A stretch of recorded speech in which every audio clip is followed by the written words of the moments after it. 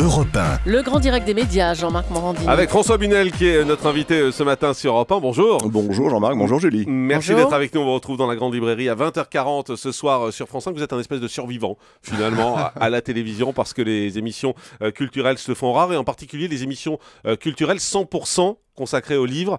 Et c'est ce que vous avez réussi à tenir. Oui, j'ai l'impression, comme vous me présentez comme ça, d'être un personnage de Stephen King qui va être l'invité ce soir en direct pendant 1 heure. Bien placé, bravo. Oui, j'apprends avec vous. Ouais, c'est bien, depuis le temps. Je viens avec mes chiffres et mes lettres. C'était le sujet qui précédait. Et je sais que je dois placer très vite Exactement. l'émission exceptionnelle avec l'homme qui vend le plus On de va livres dans le monde. On va en parler dans un instant. Mais juste un mot sur le Non, fait mais c'est que vrai, voilà, survivant, oui. survivant, vous avez ce sentiment ? Non, pas vraiment. J'ai surtout le sentiment d'avoir encore la possibilité de faire le travail qui consiste à donner envie de lire dans une époque où finalement tout va très vite. Énormément de publicité, énormément de divertissement, beaucoup de télé-réalité, des matchs de foot en permanence, notamment le jeudi soir, beaucoup de multidiffusions de séries américaines notamment, très bien faites, et peu de place finalement pour la culture en général, et puis des moments où on peut être à la fois dans le sourire et dans le plaisir d'apprendre. Moi, je suis, on l'a souvent dit à ce micro, pas forcément... je pense pas que la télévision soit là pour créer de l'érudition. Ouais. On est là pour rappeler que la culture, c'est d'abord du plaisir et qu'on peut tout à fait la mettre à 20h30 et être une alternative, si vous voulez, aux grandes fictions ou aux grands rassemblements de télé-réalité. Mais tous les ans, vous dites j'ai de la chance au final que mon émission soit reconduite. Non, mais moi, je me dis tous les jours, j'ai de la chance. Franchement, oui, j'ai de la chance qu'elle soit reconduite, bien sûr, mais il y a de la chance. Je me dis j'ai de la chance et je me dis j'ai aussi une chance qui s'appelle le public. Parce que l'émission vit. Alors évidemment, c'est pas les scores, encore une fois, qui dépassent le million, etc. Non, aujourd'hui, c'est 300 000 et 400 000, quoi. Voilà, c'est ça. Mais vous savez, 300 000, 400 000 le jeudi soir, rassemblés autour de la Bien lecture, sûr, bien sûr. sur 1 heure seulement, parce que c'est une émission qui ne dure qu'1 heure. Il y a une rediffusion le dimanche soir, à 23h. Là aussi, on a entre 100 200 000 personnes selon les dimanches. Il y a beaucoup aujourd'hui de gens qui podcastent l'émission, vous savez, sur les replays. Voilà, je sais pas très bien comment ça marche. Un replay. Voilà. Mais voilà. Donc il y a une communauté de lecteurs qui ont parfois aussi envie d'entendre les écrivains, et on essaye de le faire. Mais s'il y a aussi peu d'émissions à la télévision qui parlent de livres et qui parlent de littérature, c'est parce qu'on n'arrive pas à trouver un style. Vous l'avez trouvé, vous avez trouvé un style, un ton. Si toutes les autres se sont arrêtées, c'est parce qu'elles étaient mauvaises. Je crois pas. Je pense qu'il faut demander et poser la question au directeur des programmes, parce que je ne suis Non, pas. mais vous les regardez en revanche, voilà. Pas très souvent, parce qu'elles sont souvent malheureusement perdues au milieu de la nuit. Donc la nuit, j'ai des Il y a des bonnes nuits qui s'est arrêtée. C'est dommage. C'est dommage. C'est dommage parce que c'est une émission qui, entre guillemets, ne gênait pas. Pardon, mais une émission... Non, mais elle coûtait de l'argent. Ouais, enfin, c'est pas ça qui coûte de l'argent, Jean-Marc. On nous parle de France Télévisions qui a d'énormes difficultés. Aujourd'hui, je suis pas sûr que ce soit une émission comme celle que faisait Philippe Lefebvre très bien, d'ailleurs, Les mots de minuit, qui soit ce qui creuse le trou de France Télévisions. Oui, bien sûr, il faut participer à l'effort de guerre. On en est tous totalement d'accord. C'est dommage que ce soit la culture qui soit obligée d'en faire les frais.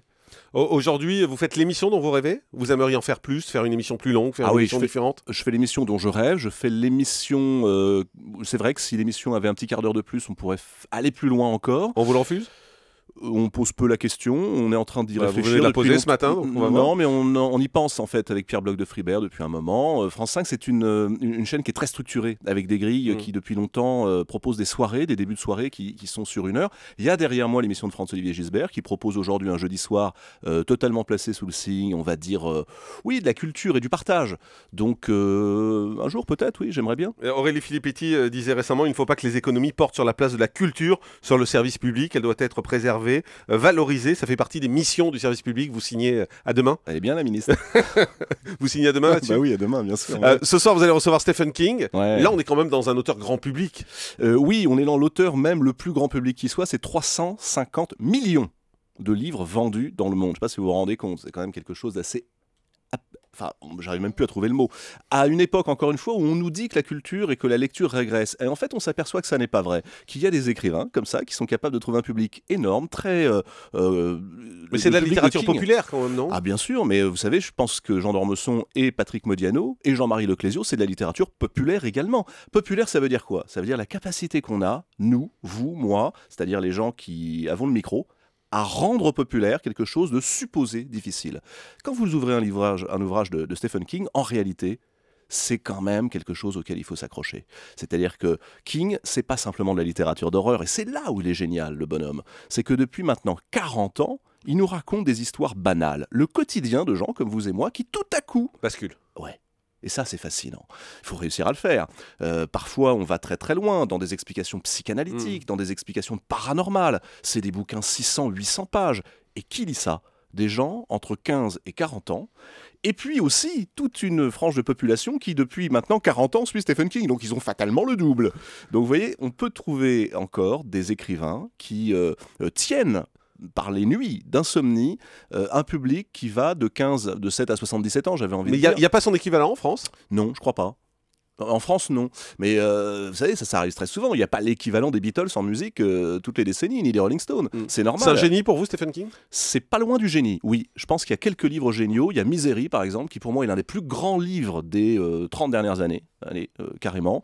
Salem, qui est sa réécriture de Dracula, version 20e siècle, qui est juste géniale. C'est drôle de vous entendre dire ça, parce que franchement, c'est pas très branché, Stephen King, quoi. En général, quand on dit qu'on lit un Stephen King, on se dit, ah bah oui, t'es sur la plage. Ouais, alors là, je vous explique un truc, moi. Je ne cherche pas à faire une émission branchée, je cherche à faire une émission qui offre du plaisir aux gens qui regardent et qui lisent. Les branchés, ils sont 50 entre eux à Paris à faire la loi, je les écoute pas, je les regarde pas, ça m'intéresse pas. Et c'est peut-être pour ça que votre émission marche, et les autres étaient faites pour les branchés, celles qui se sont arrêtées d'émission. Peut-être, ça c'est vous qui le dites. Oui, c'est moi. Non, mais très sérieusement, il faut aller... Aujourd'hui, on a une mission, vraiment, et c'est ça aussi, mais il n'y a pas que le service public, je pense que le service privé le fait très bien aussi.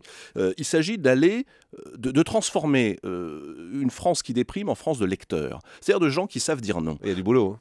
Pas tant que ça. Il suffit d'allumer des étincelles. Moi, j'ai 1 heure pour le faire une fois par semaine. Je vous assure qu'il y a des gens qui viennent. Il y a 5 ans, cette émission, elle rassemblait à peine 100 000 personnes. Aujourd'hui, c'est 300, 400 000, avec des pointes à 600 000. Ça veut dire quoi? Ça veut dire que si on y arrive, si les auteurs, si les écrivains sont bons, et si on trouve les mots, à la fois parfois l'humour, la forme de conviction, les gens viennent. La Grande Librairie, émission anti-déprime. J'ai compris. Un mot sur le Prime que vous allez enregistrer bientôt? Oui, ce sera lundi soir aux Folies Bergères, c'est en public.